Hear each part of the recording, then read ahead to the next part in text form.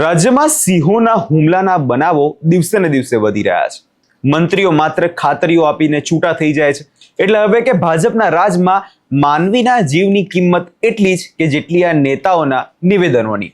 આવું અમે કેમ કહી રહ્યા છે, શું ને સમગ્ર મામલો, તેના વિશે વિગતે ચર્ચા કરીશું. નમસ્કાર, હું છું પ્રથમ મોદી, આપ જોઈ રહ્યા છો નિર્ભય ન્યૂઝ.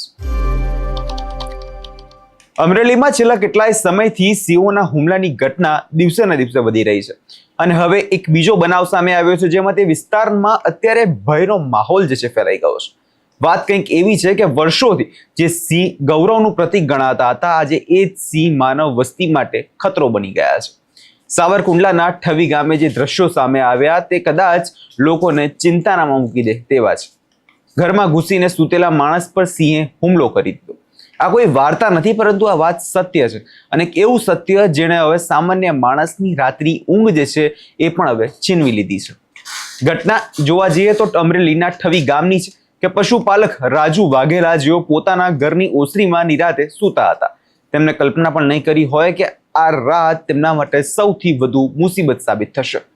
શિકારની શોધમાં નીકળેલો સિંહ સીધો ગામની અંદર ઘૂસી આવ્યો અને ઓસરીમાં સૂતેલા રાજુ પર તરાપ મારી દીધી.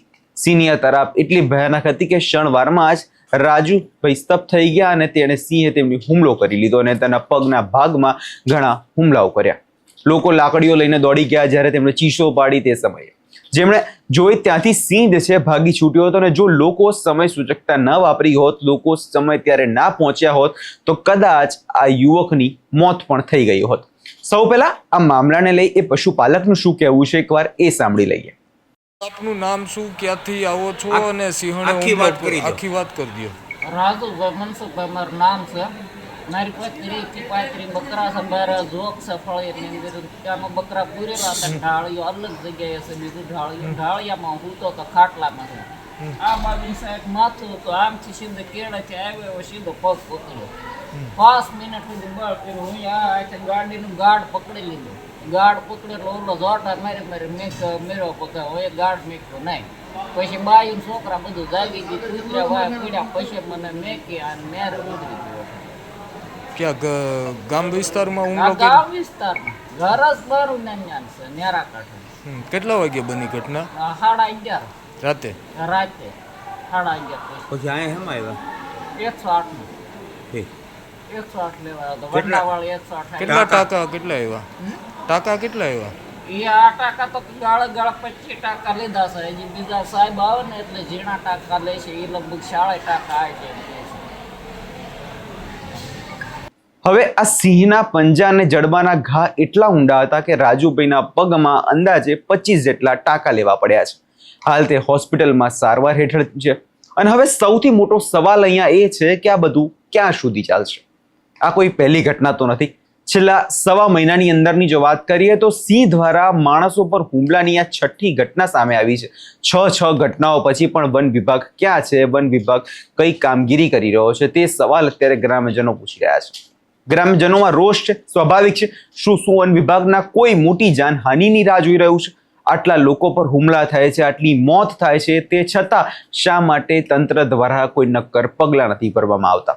વારંવાર રજૂઆતો કરવામાં આવી છે, તે છતાં શા માટે તંત્ર આંખ આડા કાન કરીને બેઠું છે?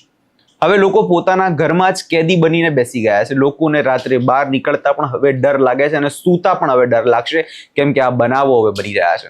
હવે ગામડામાં જે લોકો રહી રહ્યા છે તે શું કરે? આ સવાલ અત્યારે લોકો પૂછી રહ્યા છે.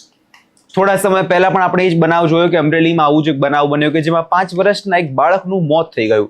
જે બાદ વનમંત્રી અર્જુન મોઢવાડિયા તે મેદાને આવ્યા અને ત્યાં જઈને તેમણે ઘણા બધા નિવેદનો આપ્યા, ઘણી બધી વાતો કરી અને કહ્યું કે સિંહનું જે વર્તન બદલાઈ રહ્યું છે, જેને કારણે આ હુમલાઓ બની રહ્યા છે, તેની વૈજ્ઞાનિક ઢબે ઊંડાણપૂર્વક તપાસ કરવામાં આવશે અને તે બાદ ભવિષ્યમાં આવી ઘટના ન બને તે માટે નક્કર પગલાઓ ભરવામાં આવશે. પણ અમારે વનમંત્રી સાહેબને એટલું જ કહેવું છે કે આ ખોટા જે છે આશ્વાસનો હવે જનતાને નથી જોઈતા. જનતાને નક્કર પરિણામ જોઈએ છે.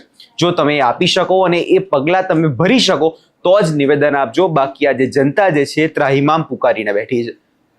આજે સાવરકુંડલાનો દરેક માણસ ભયભીત છે. રાત્રે સૂતી વખતે દરેક વ્યક્તિના મનમાં એક જ ડર હોય છે કે ક્યાં સુધી આ સિંહ હવે આવો હુમલા કર્યા કરશે, ક્યાં સુધી કોઈ સિંહ જે છે રાત્રે નહીં આવી જાય. તંત્રએ હવે જાગવાની જરૂર છે. માત્ર પાંજરા મૂકી દેવાથી કે ટેકનિકલ રિપોર્ટ્સ બનાવવાથી આ કામ નહીં ચાલે. સિંહ અને માનવ વચ્ચે જે આ સંઘર્ષો ચાલી રહ્યા છે તેને રોકવા તાત્કાલિક કોઈ અસરકારક વ્યૂહરચનાની જરૂર છે, નહીતર કદાચ આવતીકાલ કોઈ બીજું જ આ રીતે ઘરમાં માતમમાં મનાવતું હશે. આ માત્ર જોવા જઈએ તો એક ગામની સમસ્યા નથી, આખા વન્ય જીવન અને માનવ સહઅસ્તિત્વની ગંભીર કટોકટી છે.